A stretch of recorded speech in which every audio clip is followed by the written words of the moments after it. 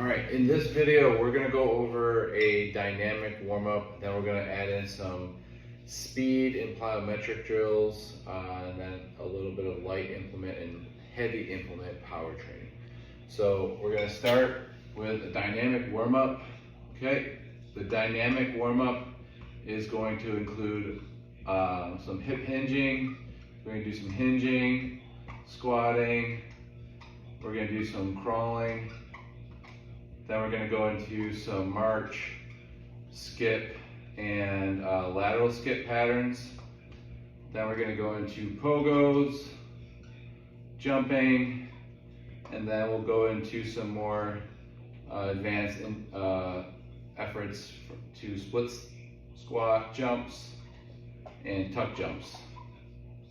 Okay, once we're done with that, we'll be ready for our heavier training or our high intensity power training. This is going to be our hang clean. Okay, you can do your KB swing. All right, we have a one arm snatch. Then we also have, if we want to add in here, our light implement power training. We'll have our med ball throws.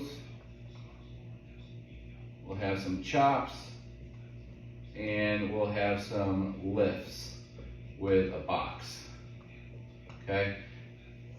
For our strength today, we're going to go into a leg, a full body, but mostly leg exercises.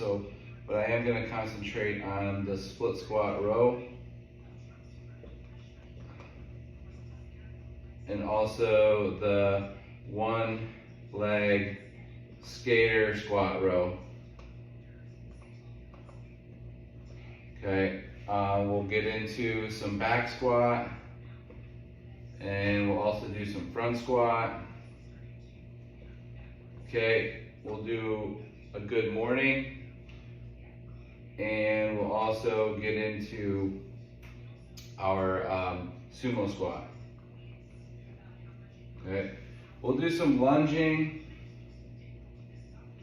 and then as far as upper body goes, we'll add in some pulling, so either pull down, and then we'll also add in some rotator cuff work. So it'll be mainly lower body, and the upper body will just be a little bit of back at the end. If we want to add in some core in the dynamic warm-up, we can. But I'm just going to go over these different exercises that you can perform dynamically. Light implement power training, so if you don't have the heavier equipment, such as like barbell training, like your hang clean or your dumbbells or your kettlebells, if you didn't have any of that, we could do something like med ball chops, med ball throws, cable chops, and then you have your lifts with the cable. All right, so after that, you can get into your strength. So for example, if this was a strength day, I start off with a split squat row, and then I would move into a one leg skater row. So just kind of start on 2 feet and then try to get on 1 foot for my second primary set or primary exercise. So kind of leading into the one leg skater squat. And then a back or front squat, we'll go pretty lightweight since it's our third exercise. If it was my first, I'd probably go pretty heavyweight. Good mornings as a dynamic warm-up to the sumo squat, not necessarily doing it with the barbell in the back, and then some lunging, forward, side, plain lunges, and then some pulling and rotator cuff work. So this would kind of be like a full workout from scratch all the way to the end. But I'm going to try to go over them and go over each exercise as a demonstration. You can pause the video, or you can write down the sequence and then just perform it in your own time and just kind of watch the demonstrations just to get an idea of the cues, how to perform the exercise, and what not to do during the exercise. So I'm going to go ahead and set up the camera and kind of go over the dynamic warm-up, the light and heavy implement power training, and then move into the actual full body strength workout. All right, so we're going to go ahead and set you up over here.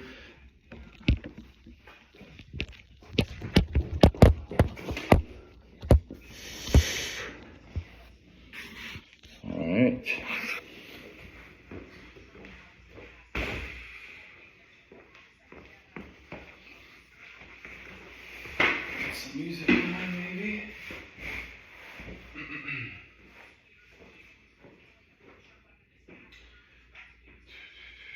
Alright, so I'm gonna get some drink, get ready.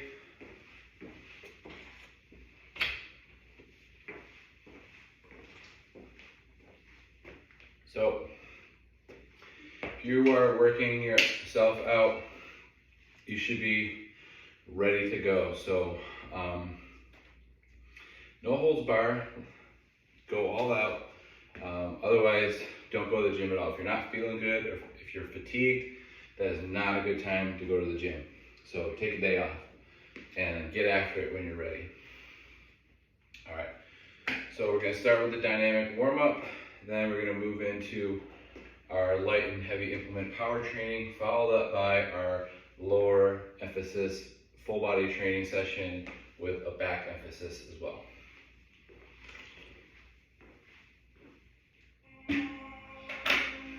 Alright, so we're gonna start with a hinge pattern. Hinge pattern, we'll just straighten this out.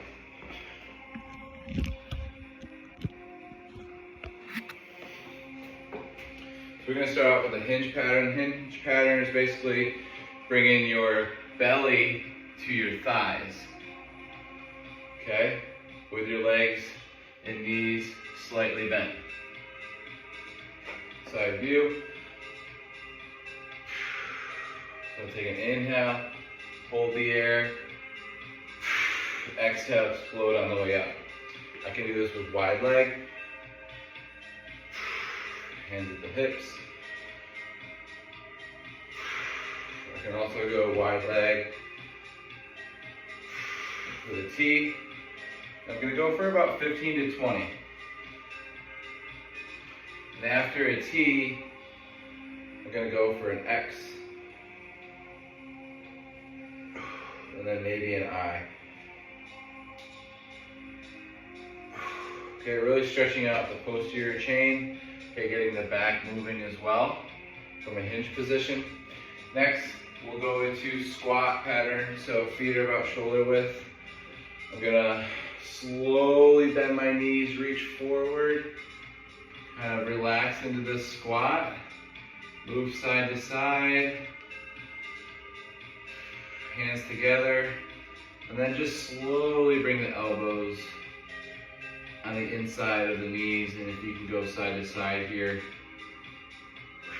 breathe into that, and push the hands into the ground, straighten the knees, go up one vertebrae at a time, okay? I'm gonna go back to that squat pattern, but this time I'm gonna squat down, touch the toes, and then come up that same way like I did before. So it's gonna be a toe touch, squat down, and then stand up. And we're going for 5 to 10 of these. All right, and then if you want to challenge yourself at the end here, you're gonna bring your arms behind your head and then stand up, or you can try bringing your arms overhead. Really challenging your upper back strength and mobility here. If you have poor mobility, you won't be able to get your arms over your head without bending forward. All right, so we've done the hinge pattern, the squat pattern. Now the push and crawl pattern. So we go hands and knees to start. We're gonna start with just bringing those hips up all the way, and then knees down. Hips up all the way, and then knees down. And then set up hands and knees. You're gonna bring the knees off the ground. And then we're going to just hold and then bring the knees down. And now we've set up in this bear position with the knees off the ground. Now we're going to contralaterally move. So I'm gonna bring my left knee to my left elbow, and I'm gonna move my right arm forward, okay?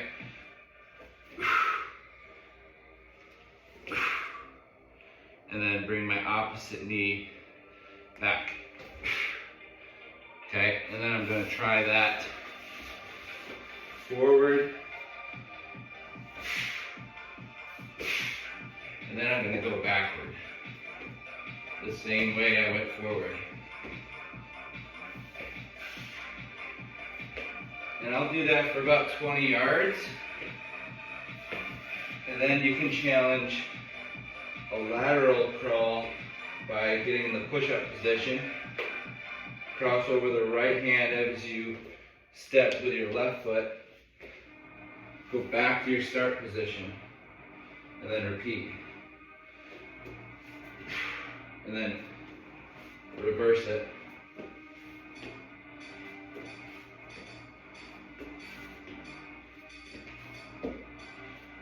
With a super straight back here. Okay? Now, that's our basic beginning warm up. Take a breath of air. Get ready for the speed. So that was more dynamic strength. Now we're going to do dynamic speed. Then we're going to get into some body weight plyometric training, followed by the light implement power training. And light implement power training means that you're using equipment and it's very lightweight. Heavy implement power training, heavy equipment, okay? And power training, speed training, you're going all out for 5 to 10 seconds. So if you're marching, it's a 5-second all out march. Skipping, same thing. Side skip, pogos, jumps, hops. And then you want to reset, rest, and then restart. So I'm going to go over these demonstrations. I'll probably not rest as long as needed. So pause after each exercise and then wait about 30 to 60 seconds in between each exercise. I don't want you to go too fast. If you've never done these exercises, you can definitely get hurt. So, we're going to start with marching. The knee is going to go up as high as the belly button, and the toe will be up in the air. The opposite hand is underneath the chin with an elbow bent. And then try to do that as fast as you can for 5 seconds. 2, 3, 4, 5. Okay? Rest 60 seconds. Okay? Pause it if you need to. Rest. Next demonstration is going to be skipping. So I'm going to go into that march pattern, and then I'm going to turn that into a skip pattern. You want to make sure that you're pushing off the ball or the toe, ball of your foot there, okay? And your knee is straightening and your hip is fully extended, okay? You can go forward, skip after a couple seconds of marching.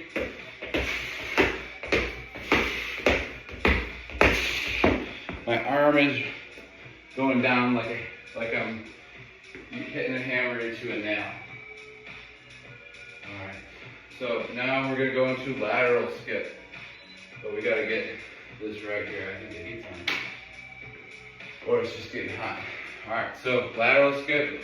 You start with a march. I'm moving to the left. I'm pushing off my right foot.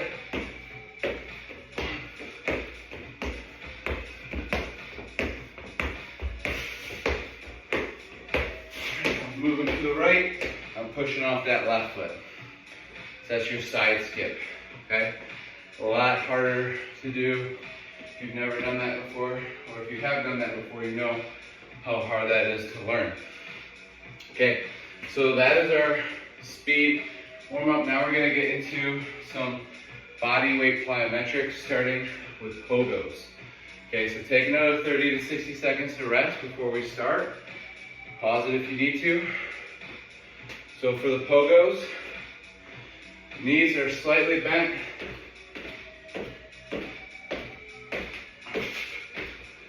Maybe not bent at all.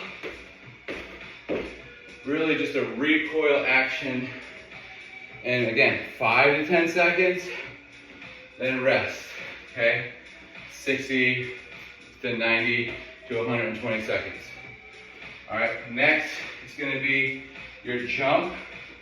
Now, I wouldn't have students do this for time. I would have them do 3 to 5 squat jumps. We'll have hands behind the head, squatting down, jumping up.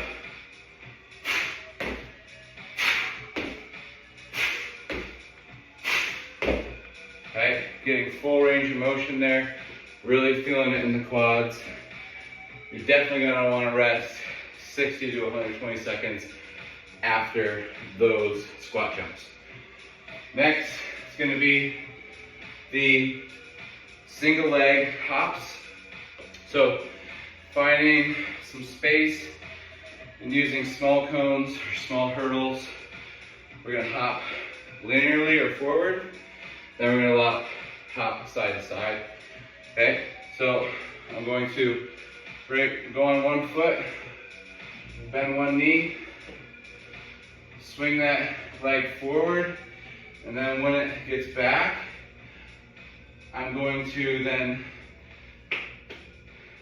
have my weight shifted in this bottom leg here, and then when I swing forward is when I'm going to jump or hop on one leg. So I'm going to hop forward, 3 reps, and then I'm going to switch. You don't want to overdo this, and I don't want you to hop and stick first. I just want you to try to do 3 in a row and not think about it. Maybe you don't even have a cone or a line, just do it. So just 1, 2, 3. 1, 2, 3. Then you can challenge yourself. Hop, stick, hop, stick. Okay, maybe just 2 on each side after you've rested, so don't go right into them or you can injure your knees or ankles. So rest about 60 to 120 seconds before this next one. Pause it if you need to, but we're gonna go into it for demonstration. We're gonna hop medially or inward toward the body and then away from the body. So medial hop, lateral hop, okay? You can also just modify this by going pogos, 2 legs, side to side, okay? Or hop, hop, hop, hop, and then now we're going laterally. You might find one is harder than the other. If you can, make it challenging, try to keep your toe right on that same line as you laterally move. So you're using the abductors and adductors for hops. So we've done body weight, plyometric hopping and jumping. Now we're gonna add in an advanced movement, the split squat, jump, and the tuck jump. So you should rest at least 120 seconds before the next set. So pause it if you haven't already. Now we're into our split squat jump, where we get into the split squat position. Okay, not too short, not too long. Knees are at about 90, head's in line with the knee. From here, opposite arm forward. I'm going to jump up into the air from here, and then just switch. Slowly tap the knee down, and then from the bottom position, switch again. And then when I do that, I'm going to try to drive this bottom knee up to my chest. And as I do this, I'm trying to keep my body vertical here. Okay, I'm just going to do 2 on each side. Those are more demanding. You don't want to overdo that. You should never feel fatigued after power training because you should be getting enough rest in between each set. So I am not power training. I'm demoing these exercises. Next, so we did our advanced split squat jump. Now our tuck jump. 2-legged. You're going to jump, drive the knees into the chest. Okay? Start with a counter action, swing down, jump up.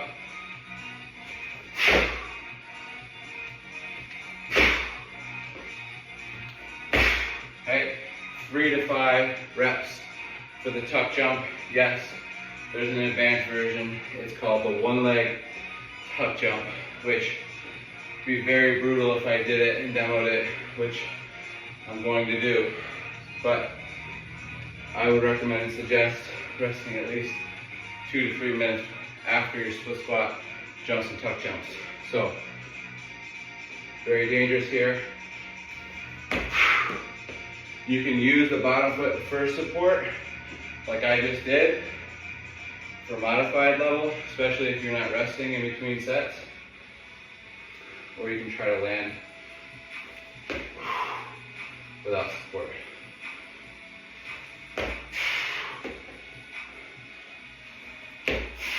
See, I can't do it as well on that right side.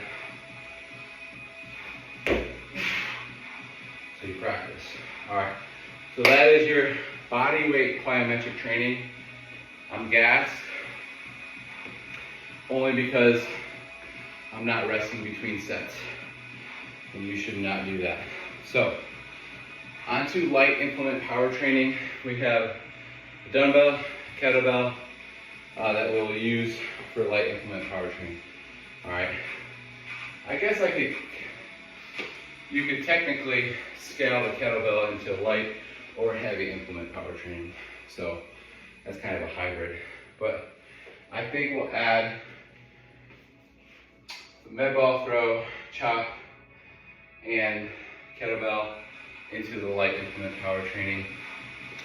Just because those are maybe easier options. And then the heavy implement power training will be for maybe more advanced and heavier options. So maybe I'll try to classify those for you that way. But I would definitely see kettlebell swing in the heavy implement power training if you wanted to add there. So for heavy powerlifting or speed training, you want to take the ring off. You're not going to want to wear that. I'm going to drink. I am going to rest in between this set.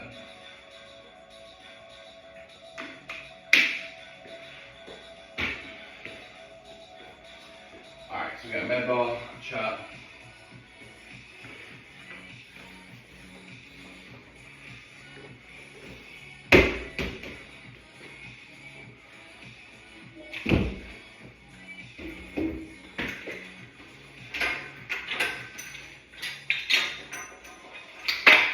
Med ball, chop, and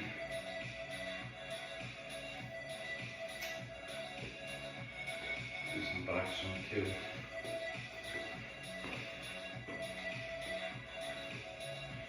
That's okay.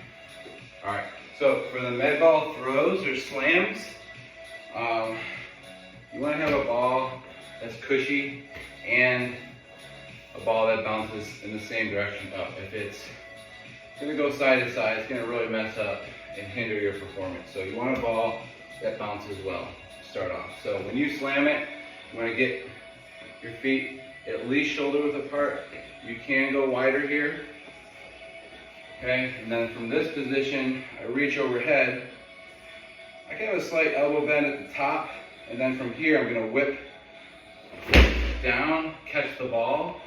If it's a really bouncy ball, it's going to bounce up to here and almost hit you in the face. You got to keep your head basically just up high. I mean, you can look down, but you don't want to bring your head and face down, all right? So find a ball that works best for you. You can perform 10 to 15 med ball slams as fast and as hard as possible. Trying to break the wall, break the ground, break the ball. Let's say break the wall, break the ball. Wide feet. Going as fast as you can. You're not limiting yourself here, so don't slow as you perform this. You gotta go faster and faster. Here we go.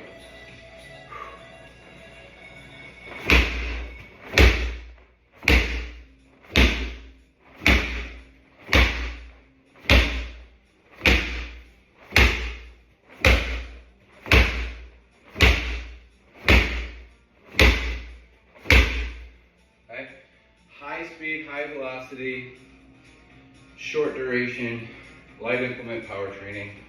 Med ball slam is one of the best ones out there.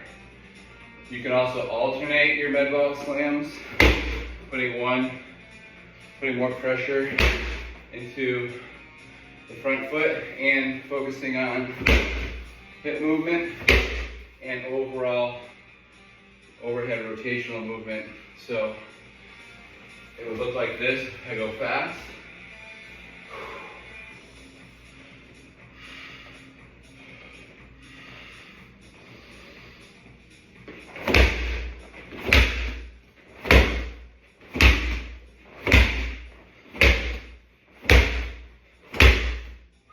Now, if you're reaching to grab it as fast as you are lifting it up, you're doing the right thing. So when the ball bounces, get it, grab it, get it up, get it across, get it over there quick.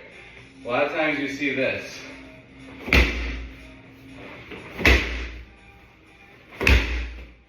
Okay, get the ball. Actually, that worked probably a little bit better, so I'll say either work. You have your med ball, bent over slam.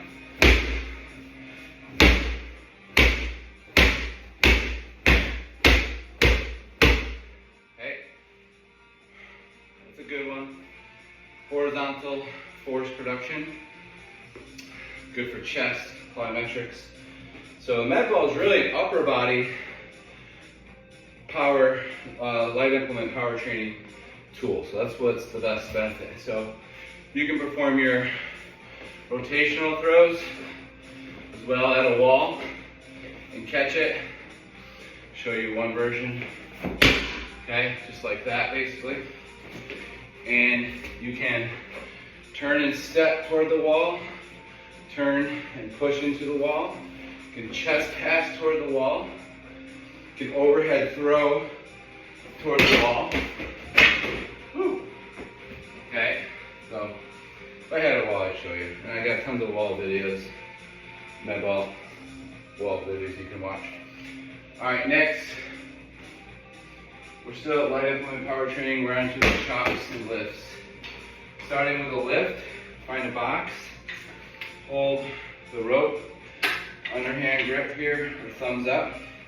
You bring the outside leg from the cable onto the box. We're going to look at the weight, look up at the ceiling, because that's where we're going to go. We're going to move up and over the opposite shoulder. And as we do that, we're going to step and lift. So it's a quick, concentric movement. You go 3 to 5 reps here.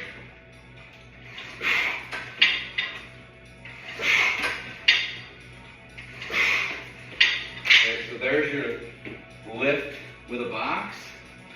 And then you're going to have your dynamic chop.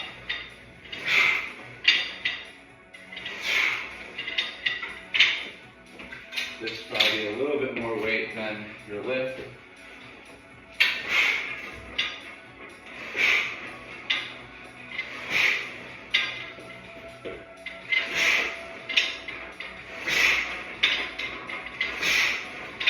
Okay, so there's your lift with the box and chop with the rope. That's our light implement power training. We could also add in there, like I said, kettlebell and box jump training. So I'm going to go ahead and add. No, we don't.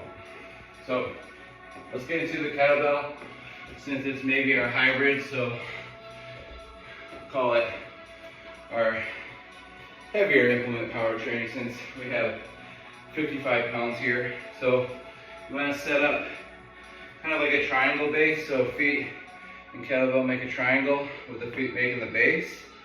Feet are shoulder width apart. Bring your hands onto the kettlebell, hips straight, or hip back is pretty straight here. Knees slightly bent with the hips back. The first swing is going to happen on the first rep. So I'm going to swing to my hips, and then immediately I'm just going to stand up as quick as I can. So from the hip hinge pattern to the stand is the force development we're getting in the glutes and the posterior chain that's driving this exercise. So this is your kettlebell swing. Base is a triangle position, feet are as wide as the shoulders, hands on top of the kettle, hips back, swing, stand.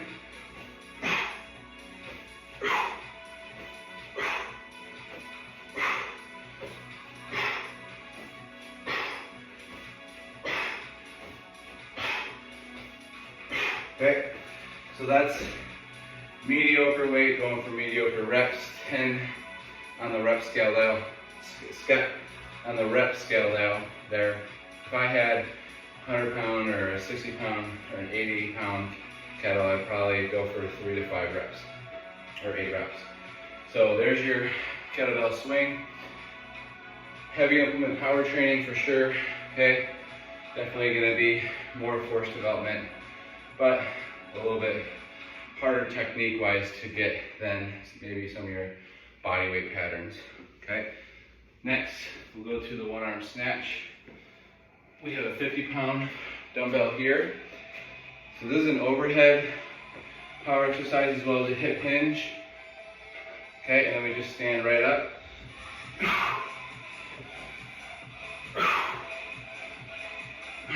So basically what we do is let the bell hang right above our knees with our knees slightly bent, like a hang clean. And from here, we're just gonna stand up as quick as possible, and when we stand up, we're gonna shrug our shoulder and then just let that momentum drive the kettle or the dumbbell up overhead. So then lift it up. And I'll allow that bell to go slightly in between my legs, right in the middle. Body, everything moves together. Okay, 3 to 5 reps on each side with as much weight as tolerable.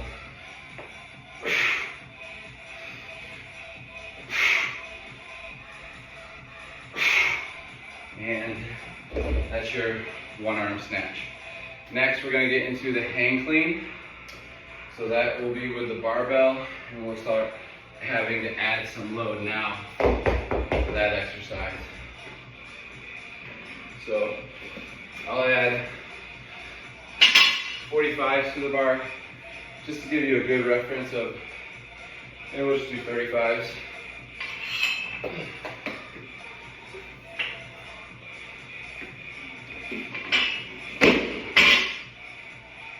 Definitely a good time to rest.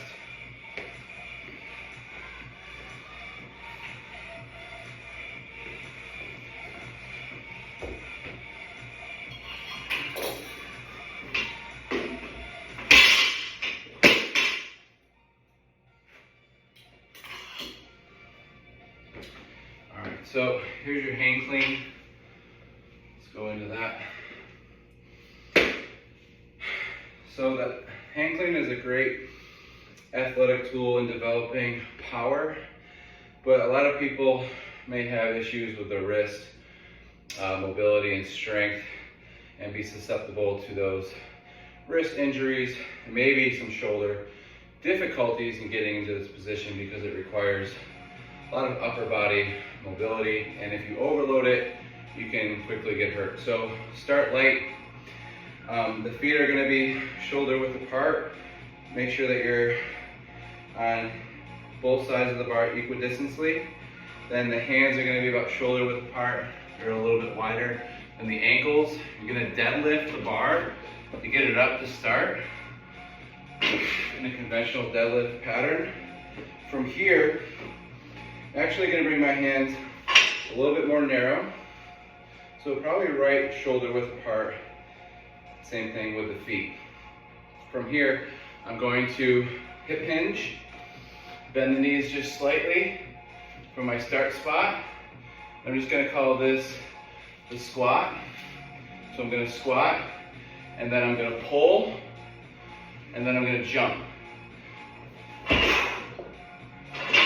With the squat, pull, and then jump. So squat, pull, jump, and then you're going to clean the bar up like an upright row.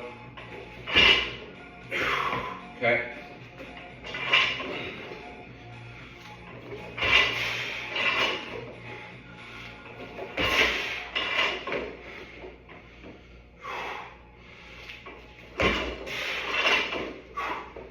So 5 to 8 reps at most.